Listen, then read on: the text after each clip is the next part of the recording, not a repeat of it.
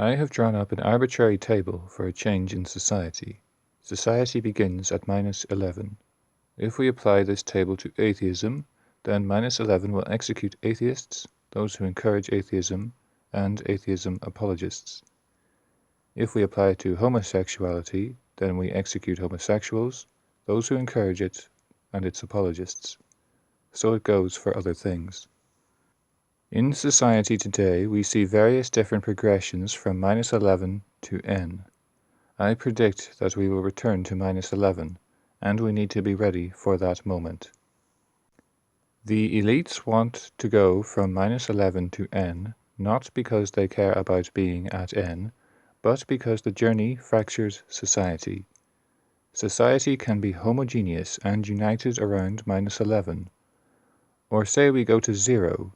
Then there is a faction who wants to go under 0, a faction who wants to stay at 0, and a faction who wants to go over 0.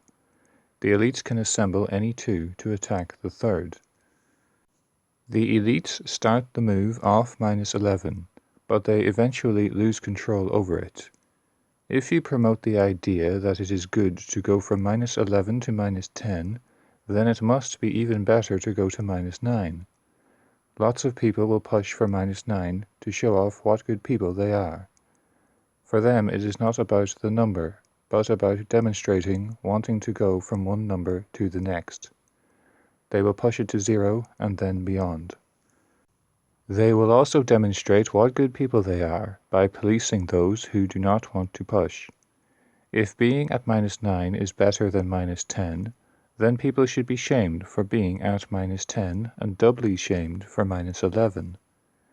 People can now show how good they are by shaming and punishing and attacking people more harshly. If we reach 0, then anyone who wanted to stay at -1 should be attacked.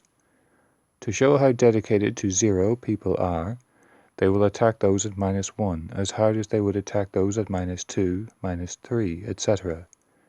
Eventually, everyone not at the current number might as well be at -11.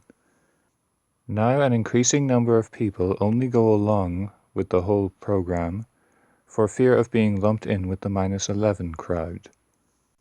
The backlash must come. The journey will not stop of its own accord. It does not stop at +11, because if +11 is good, then +12 must be better, and so on. Eventually a number is reached where enough people prefer -11 to it and they flip. For example, do parents prefer a society where homosexuals are jailed, or where homosexuals prey on their children at school?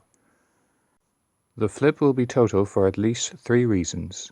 First, people are flipping because -11 is preferable to the current number, so they will not oppose going all the way to -11. Second, in people's minds, there are no numbers between the current number and -11, so they have nowhere else to go. Third, even if they flip by increments, the same process that drove away from -11 will drive towards it. If being away from n makes you a good person, then the further you are, the better. I was trying to think how the elites would prevent the flip from happening, but then I thought that they will not. They just want a journey between numbers. Therefore, they will wait for the flip back to -11 and then try to repeat the whole process. This must not be allowed. I would suggest documenting and storing all excesses of the current culture so that after the flip happens, we can demonstrate what will happen if the process is allowed to repeat. Not just the excesses, but the whole journey leading to them. For example, there must be a trail from homosexuality being decriminalized to child drag queens. There must be similar trails for other journeys, such as anti-racism and feminism.